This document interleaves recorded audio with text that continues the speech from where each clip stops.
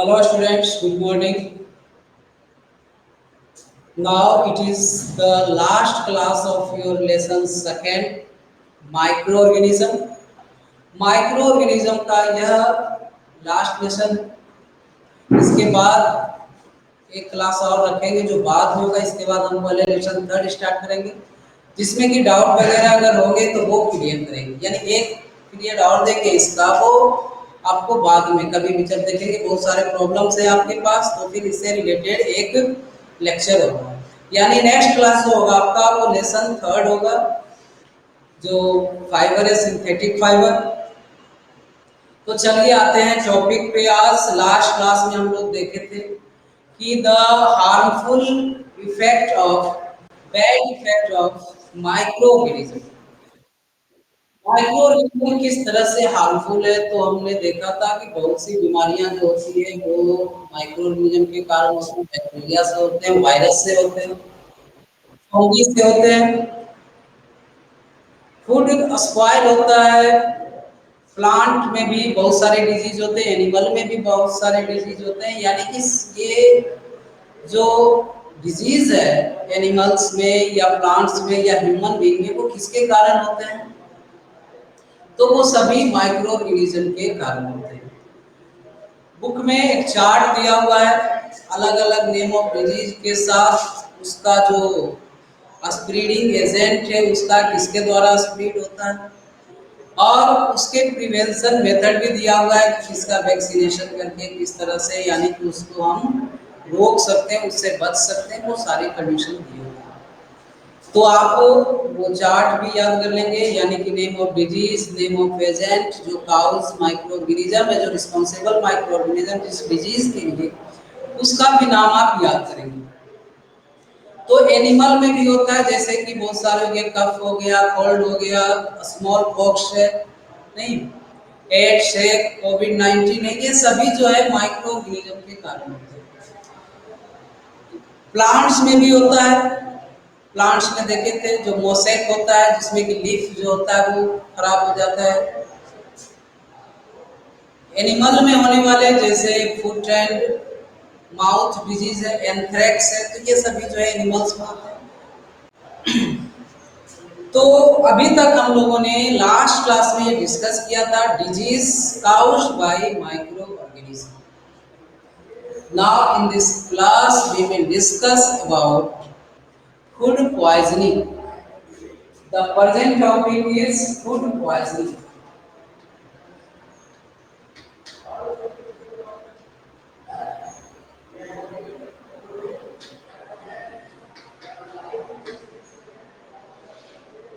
Food poisoning generally अक्सर ऐसा सुनने को मिलता है घर पे, अपने सोसाइटी में, या न्यूज़पेपर के थ्रू, टेलीविजन के द्वारा, कि बहुत जगह लोग अफेक्टेड होते हैं फूड पॉइजनिंग से। स्कूल में जो पोषाहार दिया जाता है कई बार उसमें, या जो हम लोग परचून का सामान, जो खाद्य सामग्री, घरेलू सामान होते हैं जो हम खरीद के लाते हैं, उस पर आउट ऑफ डेटेड रहता है, नहीं, एक्सपायर्ड डेट का रहता है, जिसके कारण उसमें भी माइक्रो ऑर्गेनिज्म डेवलप हो जाते हैं, एंड दैट इज काउज और responsible for spreading the bad health. यानी बैड हेल्थ या जो हेल्थ प्रॉब्लम है caused by the micro organism और by eating the spoiled food is known as food poisoning. The health problems caused by eating the spoiled food by the action of microorganism is known as food poisoning. यानी कि खराब भोजन करने के कारण जो हमारा हेल्थ खराब होता है, हमारे हेल्थ प्रॉब्लम होते हैं, वो हेल्थ प्रॉब्लम फूड पॉइजनिंग कहलाता है। And food poisoning may occur due to the consumption of a spoiled food. The food is spoiled by the action of microorganism when it exposed to the air for a long time of period, more than the limitation of separating it, यानी इसको proper ढंग से जो रखने का एक time period होता है, उससे ज़्यादा समय तक अगर वो एयर में एक्सपोज रहे, खुले में रहे, तो वो स्पॉइल्ड हो जाता है, क्योंकि उसमें माइक्रो ऑर्गेनिज्म डेवलप हो जाते हैं। फॉर एग्जाम्पल अगर देखा जाए, stale bread, stale food material that are vegetables, fruit, and any type of food items. It is spoiled by the developing the microorganism. Bread mould से स्टेल फूड पे भी mould आ जाते हैं, ब्रेड पे mould fungus develop हो जाते हैं। बहुत से फूड मटेरियल्स में इंसेक्ट डेवलप हो जाते हैं, बैक्टीरिया डेवलप हो जाते हैं। आप चावल है या सब्जी है, उसको 2-3 दिन तक ऐसे ही खुले में रहने दीजिए, आप क्या देखेंगे, उसमें स्मॉल दिखने जैसा, दिखने लायक जो है उसमें ऑर्गेनिज्म डेवलप हो जाते हैं। तो होता क्या है कि जब माइक्रो ऑर्गेनिज्म के फेवरेबल कंडीशन प्रिपेयर होते हैं, तो माइक्रो ऑर्गेनिज्म नेचुरली डेवलप होता है। तो इसे रोकने के लिए, यानी फूड को स्पॉइल होने से रोकने के लिए, फूड को अधिक समय तक सेफ रखने के लिए हम कुछ टेक्निक्स का यूज करते हैं, और उस टेक्निक को फूड प्रिजर्वेशन कहा जाता है। यानी the method of preservation, the method of preventing the food from spoilage are known as food preservation. Food preservation यानी खाद्य संरक्षण, कैसे हम खाने वाली चीजों को बिना खराब हुए लंबे समय तक रख सकते हैं। तो उसके लिए जो टेक्निक्स यूज होता है, जो मेथड यूज होता है, that are known as food preservation या फूड प्रिजर्वेटिव टेक्निक्स। हम अपने घरों पर अक्सर बहुत सारे टेक्निक्स यूज करते हैं। Some are the common techniques like heating, freezing, drying, pasteurization, chemical method, salting, sweetening. These are the common techniques which are used to prevent the food from spoilage, and we can keep the food free from disease or any type of microorganism. किसी भी microorganism के develop होने से रोका जा सकता है। तो फूड प्रिजर्वेशन है क्या? तो this techniques provide the unfavourable condition for the microorganism. जो टेक्निक, जो मेथड हम फूड को प्रिजर्व करने के लिए, फूड को खराब होने से बचाने के लिए यूज करते हैं, वो मेथड क्या करता है, एक्चुअली माइक्रो ऑर्गेनिज्म के लिए जो फेवरेबल कंडीशन है उसके विपरीत कंडीशन प्रोवाइड करता है। अगर इसको आपको सिंपल शब्दों में हम एक्सप्लेन करें, तो सपोज कोई भी माइक्रो ऑर्गेनिज्म जो है, सपोज के मतलब really, generally micro organisms survive eight moderate temperature. यानी ऑलमोस्ट जो माइक्रो ऑर्गेनिजम्स होते हैं वो एक मॉडरेट टेम्परेचर पर सर्वाइव करते हैं। Moderate temperature that means neither extremely hot nor extremely cold. एक ऐसे टेम्परेचर पर ये ऑर्गेनिज्म सर्वाइव करते हैं जो न तो ज्यादा हाई हो न ज्यादा लो, यानी मीडियम टेम्परेचर। अब हम क्या करते हैं कि फूड को हीट करते हैं at 100 degree Celsius, above 100 degree Celsius, at 700 degree Celsius. अब जब इतना टेम्परेचर प्रोवाइड किया जाता है, हीट किया जाता है, तो माइक्रो ऑर्गेनिज्म क्या होते हैं, सर्वाइव नहीं कर पाते हैं। जब सरवाइव नहीं करते हैं तो फूड जो है वो सेफ है। That means food can not be spoiled because the microorganism cannot be survive at this high temperature। अगर उसे फ्रीज कर दें माइनस टेम्परेचर पर ले जाएं -1 -10 degree Celsius, micro organism can not survive on this temperature. देखिए exception छोड़कर यहाँ बात हो रही है। आपको स्टार्ट में जब चैप्टर शुरू किए थे तो वहां पर हम कुछ ऐसी भी बातें किए थे कि micro organisms can survive even in adverse condition, that are exception.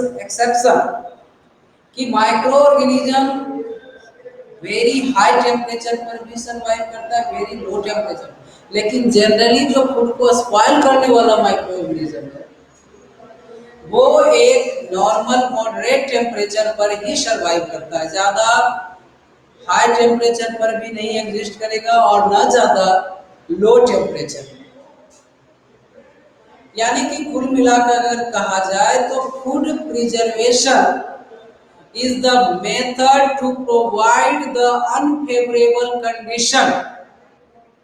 Food preservation techniques provide unfavorable condition for the microorganism। Food preservation technique जो है माइक्रो ऑर्गेनिज्म के लिए अनफेवरेबल कंडीशन क्रिएट करता है, जिसके कारण ये ऑर्गेनिज्म सरवाइव नहीं करते हैं और फूड जो है काफी लंबे समय तक सेफ होता है। तो चलिए वन बाय वन थोड़ा सा मेथड पर डिस्कस कर लेते हैं। तो कौन कौन से मेथड है फूड प्रिजर्वेशन के? तो first of all food poisoning. What is the food poisoning? The health problem, the health problem caused by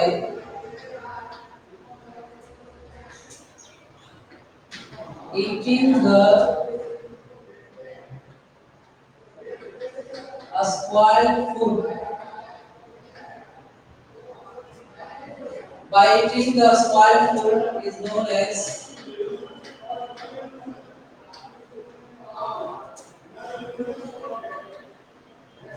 food poisoning।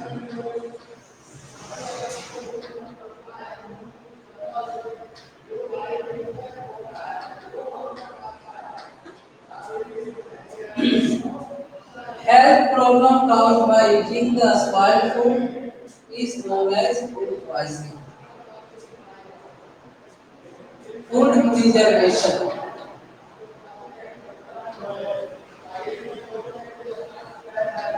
food preservation, the methods or techniques, the methods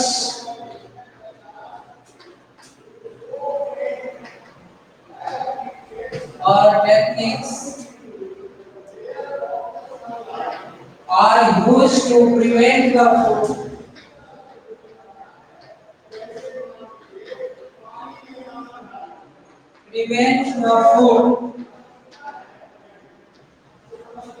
from the spoilage,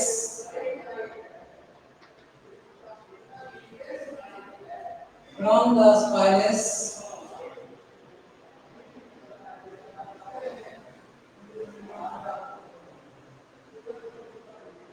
are known as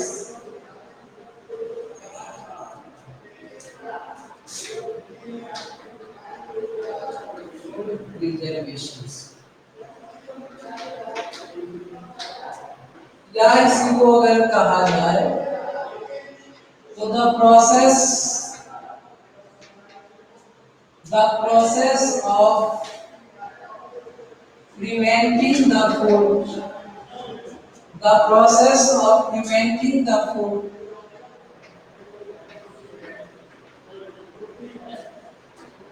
from the spoilage by using some methods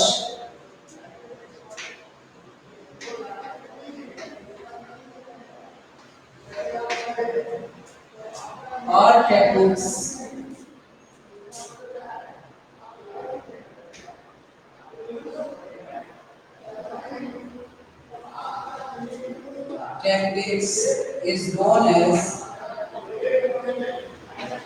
is known as food preservation.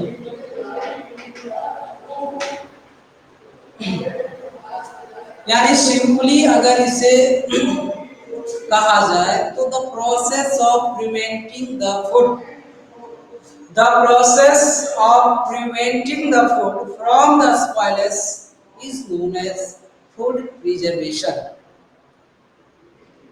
Food preservation is defined as the process of preventing the food from the spoilage is known as food preservation. तो food को prevent किया जाता है कुछ techniques लगाकर, कुछ method का use कर। तो यहाँ पर हम लोग जो डिस्कस करेंगे वो मेथड, वो टेक्निक्स जिससे हम फूड को प्रिजर्व करते हैं, फूड को लंबे समय तक सुरक्षित रखते हैं, खाने योग्य बना के रखते हैं, टेबल रखते हैं। अगर उसमें माइक्रो ऑर्गेनिज्म डेवलप हो जाता है तो वो क्या होता है, फूड पॉइजनिंग का कारण बन जाता है। That it affect our health. अगर इसमें माइक्रो ऑर्गेनिज्म डेवलप हो जाते हैं, हम बासी रोटी, बासी चावल, बासी सब्जी, कुछ भी जो बासी हो गया हो और उसमें माइक्रो ऑर्गेनिज्म डेवलप हो गए हो तो वो हमारे लिए हार्मफुल होता है। तो रियली जो ये मेथड्स है या जो टेक्निक्स है जो हम फूड को प्रिजर्व करने के लिए यूज करते हैं, तो करता क्या है, तो अभी हमने बताया कि the methods provide unfavorable condition. The method provides unfavorable conditions. ये जो मेथड्स है, these methods provide unfavorable condition. Unfavorable condition for the microorganism. For the microorganisms.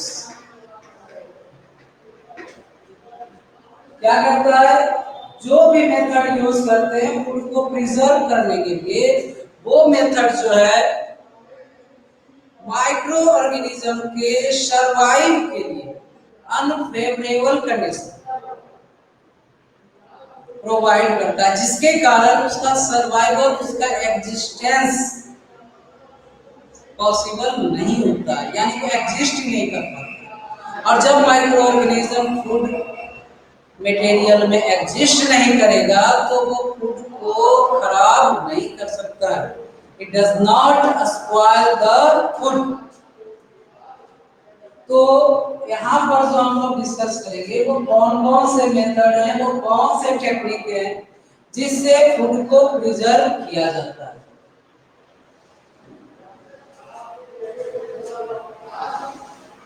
देखिए, first of all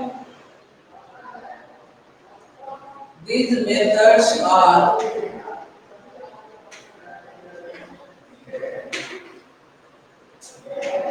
eating, then eat कर, second freezing,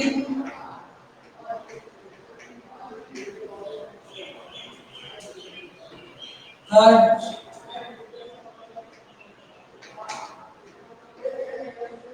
pasteurization, मिल्क वगैरह को जो preserve किया जाता है वो पास्चराइजेशन का, और साथ में एडिंग द केमिकल्स यानी biological chemicals, chemical methods.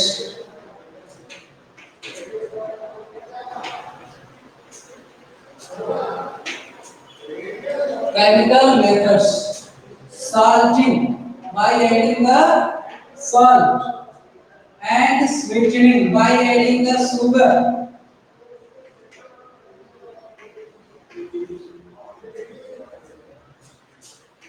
Drawing. तो ये सारे मेथड हैं जिसके द्वारा फूड को प्रिजर्व किया जाता है। तो चलिए थोड़ा सा डिस्कस करते हैं इसको। आज ये लास्ट ये हमारा टॉपिक। अक्सर आप घर पे देखते होंगे कि दूध को, मिल्क को, यानी आज जो मिल्क हमने लिया वो 2 दिन 3 दिन उसको सेफ रखना है, तो अक्सर आप घर पे देखते होंगे कि आपकी जो मम्मी है वो क्या करती होगी, उसे सुबह शाम दोपहर 2 टाइम 3 टाइम उसे गर्म करते हैं। और बार बार गर्म करने से क्या होता है कि उसमें जो डेवलपमेंट ऑफ माइक्रो ऑर्गेनिजम्स है वो नहीं होता है, जिसके कारण वो मिल्क जो है वो 2 दिन 3 दिन 4 दिन 1 सप्ताह नहीं, मकर संक्रांति के समय हम लोग थोड़ा थोड़ा सा दूध जमा करते जाते हैं और ये भी ध्यान रखा जाता है कि खराब ना हो, यानी वो फटे नहीं और ना जमे। और हम मिल्क को बिना किसी पैकिंग किए, बिना कोई केमिकल ऐड किए, उसे केवल गर्म करके 1 सप्ताह 10 दिन तक उसको सेफ रखा जाता है।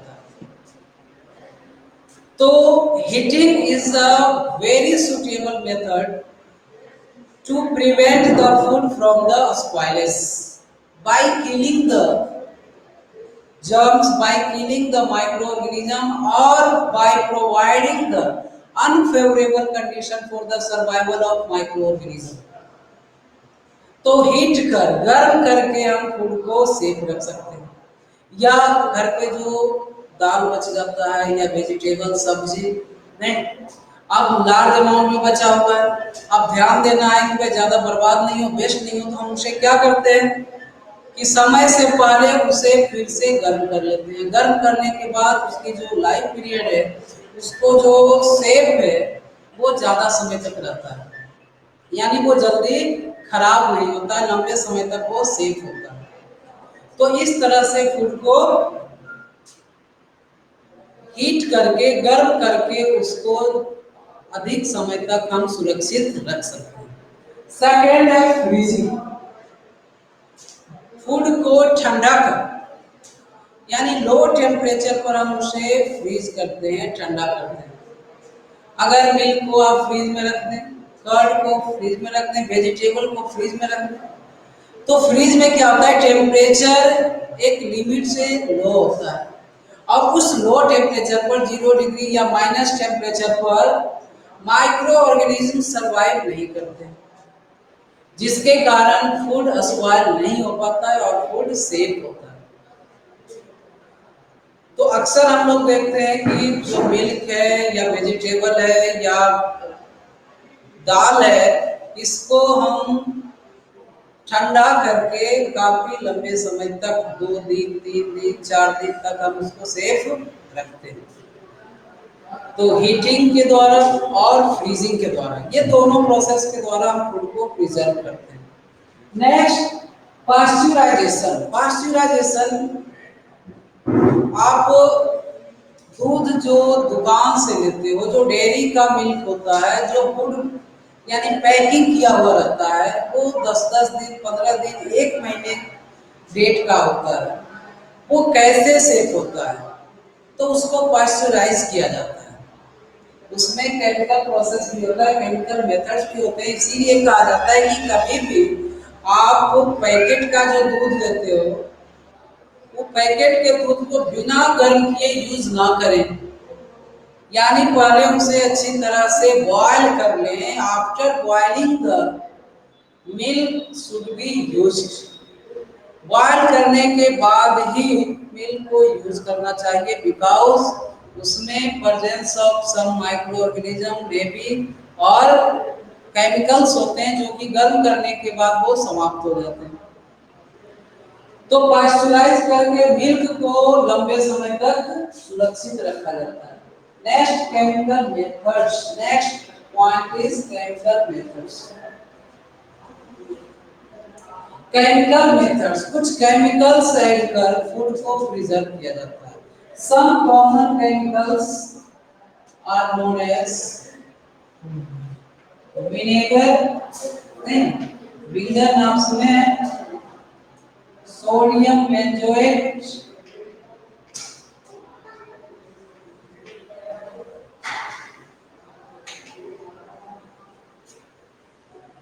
सोडियम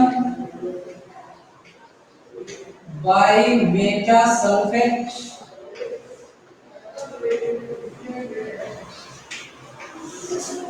ये कुछ कॉमन केमिकल्स है जिसको ऐड किया जाता है फूड मटेरियल को प्रिजर्व करने में। विनेगर नहीं, जिसे हम लोग सिरका कहते हैं, सिरका, it is added to preserve the food like pickles नहीं, जो अनराइप मैंगोज है, जैम है, तो इन सबको सेफ रखा जाता है इनसे विनेगर ऐड करके। ये दो केमिकल्स है, सोडियम बेंजोएट एंड सोडियम बाईमेटासल्फेट, इसका भी यूज किया जाता है फूड प्रोडक्ट को सेफ रखने में। यानी chemical method is also used to prevent the food from the spoiling, food को स्पॉइल होने से बचाता है। Next is salting and sweetening by adding of salt and sugar।